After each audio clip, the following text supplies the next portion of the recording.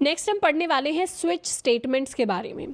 अब मान लीजिए हम एक सिचुएशन को हल्का सा इमेजिन करते हैं कि हम घर पे बैठे हैं, पढ़ाई कर रहे हैं, टीवी देख रहे हैं और हमारे पास बटन्स होते हैं, 2-3 बटन्स। एक बटन है जिसके ऊपर 1 लिखा है, 1 वाला बटन दबाते ही कोई हमारे लिए ऐसे मैजिकली समोसे लेके आ जाता है। दूसरा बटन है जिसके ऊपर 2 लिखा है, 2 वाला बटन दबाते ही कोई मैजिकली हमारे लिए क्या, बर्गर लेके आ जाता है। और 3 वाला बटन जब हम दबा देते हैं तो कोई हमारे लिए मैंगो शेक लेके आ जाता है। तो इस तरीके के 2-3 बटन्स हैं और इन बटन्स के ऊपर कुछ नंबर लिखे हैं जिसको प्रेस करने के बाद कोई हमारा काम हो जाता है। तो ऐसी सिचुएशन को अगर हम कोड में विजुअलाइज करना चाहते हैं, मुझे तो नहीं पता, अगर आपको बर्गर की जगह मतलब मोमोज पसंद है तो वो आप लिख सकते हैं, पर ऐसी सिचुएशन को जब हमारे पास डिफरेंट बटन्स हो, कुछ वैल्यूज हो उनके ऊपर, किसी वैल्यू के सच होते ही कोई काम हो जाए। अगर 1 है तो ये काम हो जाए, 2 है तो ये काम हो जाए, 3 है तो ये काम हो जाए, 4 है तो ये काम हो जाए। ऐसी सिचुएशन को लिखने के लिए हम यूज़ करते हैं स्विच स्टेटमेंट्स का, जहाँ हम क्या करते हैं, जैसे स्विच के अंदर बटन होते हैं। स्विच क्या होता है? स्विच का मतलब ही बटन होता है। मान लीजिए एक स्विच बोर्ड है जिसके ऊपर बहुत सारे बटन है। एक बटन मान लीजिए फ़ैन चलाता है, एक बटन से आपकी लाइट जलती है, एक बटन से आपका मिस्टीरियस बटन है, मिस्ट्री बटन है, हमें पता ही नहीं क्या होता है उस बटन से, और एक बटन से मान लीजिए आपका लैंप जलता है या फिर वो चार्जिंग पोर्ट के लिए चार्जिंग वाले पोर्ट का बटन है। अब अलग अलग बटन को प्रेस करने से अलग अलग काम होंगे, तो वैसा ही कुछ विजुअलाइजेशन हमें स्विच स्टेटमेंट करके देती है। अब ये जो स्विच स्टेटमेंट होती है, अब स्विच स्टेटमेंट जो होता है, यूजुअली हमारे जितने भी मैक्सिमम कोड होते हैं वो if else statements, else if, इस तरीके की स्टेटमेंट से निकल जाते हैं। आगे जाकर हम प्लेसमेंट्स के लिए डेटा स्ट्रक्चर्स, एल्गोरिदम्स अगर पढ़ रहे हैं तो वहाँ पे स्विच का इतना कोई यूज़ नहीं होता है। इंटरव्यूज़ के अंदर कोई आपको बिठाकर ये नहीं पूछेगा कि आप स्विच स्टेटमेंट लिखिए, उस तरीके से लिखिए। लेकिन प्रोग्रामिंग के अंदर थोड़ा सा अभी हम लॉजिक बिल्डिंग स्टेज पर हैं, तो वहाँ पर हम स्विच स्टेटमेंट का सिंटैक्स पढ़ेंगे, उसका 1-2 सवाल करेंगे, उसको समझेंगे थोड़ा सा, तो लॉजिकली हमें पता चलेगा प्रोग्रामिंग किस बारे में है। बाकी इतना ज़्यादा लॉन्ग टर्म यूजेज नहीं होता है स्विच का। स्विच के अगर सिंटैक्स देखें तो उसमें सबसे पहले हमें कीवर्ड लिखना पड़ता है विच इज़ स्विच। अब स्विच लिखने के बाद हम लगाते हैं पेरेंथेसिस और फिर लिखते हैं वो वेरिएबल जिसको हम टेस्ट कर रहे हैं। हम किसी वेरिएबल की वैल्यू को टेस्ट करते हैं।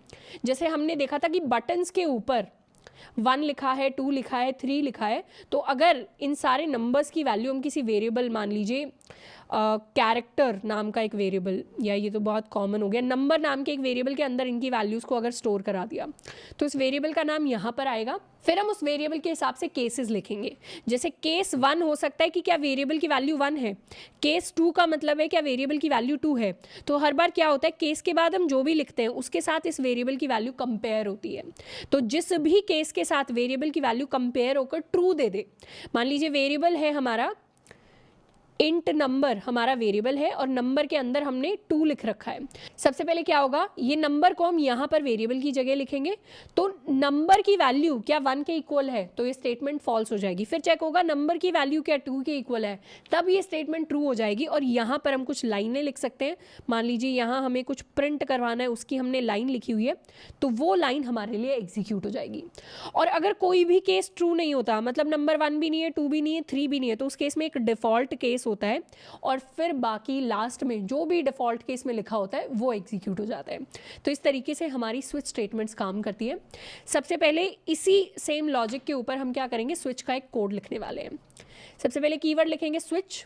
स्विच को लिखने के बाद अपना वेरिएबल हमने क्या बनाया था, नंबर वेरिएबल बनाया था, इंट नंबर। इसके अंदर मान लीजिए हमने वैल्यू रखी है 2 और अंदर लिखेंगे हम नंबर, कि हम नंबर के लिए टेस्ट करना चाह रहे हैं। नंबर के लिए कैसे टेस्ट करना चाह रहे हैं, हम सबसे पहले लिखेंगे अपना केस 1, तो हम नंबर की वैल्यू को 1 से कंपेयर कर रहे हैं। अगर नंबर की वैल्यू 1 के इक्वल है तो उस केस में क्या करें, उस केस में ये बहुत सारी चीज़ें थोड़ी थोड़ी याद रखनी पड़ती हैं कि यहाँ कोलन आता है, केस आता है, केस और के बाद नंबर आता है जिस भी वैल्यू के साथ हमें चेक करना है। तो यहाँ पे हम प्रिंट करवा देंगे 1 के लिए हमें बटन दबाते ही समोसा मिलना चाहिए, इसको हमने प्रिंट करवा दिया। फिर आता है केस 2, केस 2 के लिए हमें पता है कि हमें क्या मिलना चाहिए, बर्गर मिलना चाहिए, तो इसको हमने प्रिंट करवा दिया। फिर आता है केस 3, केस 3 के लिए हमें क्या होना चाहिए, हमें मिलना चाहिए मैंगो शेक। और फिर आता है हमारा डिफ़ॉल्ट केस। डिफ़ॉल्ट केस में we realise we are dreaming, मतलब कि हम सपना देख रहे थे, ये हमें पता चल गया बटन्स के थ्रू। तो ऐसा कुछ है, या वी वेकअप लिख लेते हैं, उठ गए हम नींद से। इस तरीके का फ़नी सा डिफ़ॉल्ट केस मैंने बना दिया है। अब इस स्विच स्टेटमेंट को हम एक बार एग्जीक्यूट करके देखते हैं कि एक्चुअली होता क्या है।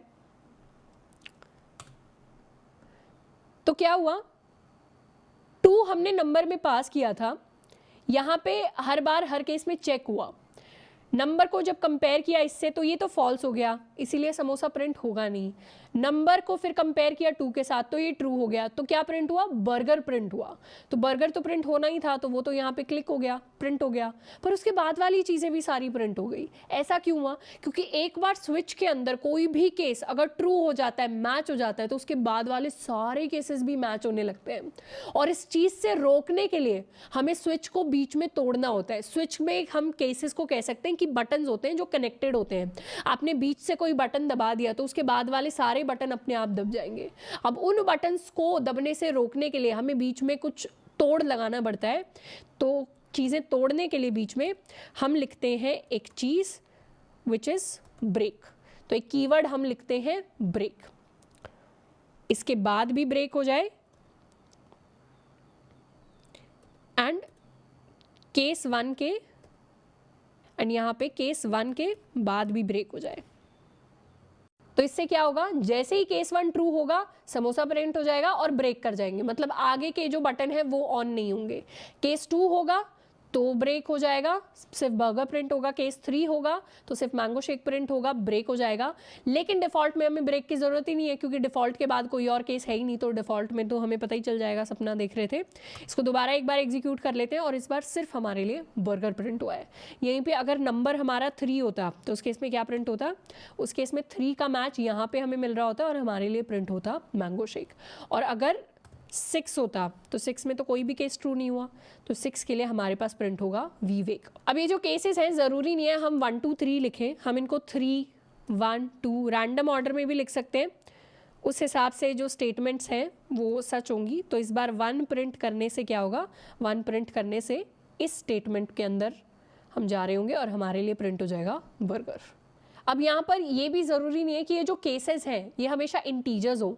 अगर यहाँ पर मैं कैरेक्टर लिख देती, जैसे कैर CH इज इक्वल टू, मान लीजिए कैरेक्टर की जगह मैंने लिखा A, तो उस केस में क्या होगा, उस केस में मैं इस कैरेक्टर CH को यहाँ पे कंपेयर कर सकती हूँ बाकी कैरेक्टर से। तो यहाँ मुझे कैरेक्टर्स लिखने पड़ेंगे D A C। हम फ्लोटिंग वैल्यूज़ के साथ भी सेम कर सकते हैं, डबल वैल्यूज़ के साथ भी सेम कर सकते हैं। तो अलग अलग टाइप के डेटा को हम मैच कर सकते हैं उनके लिए केसेस बनाकर।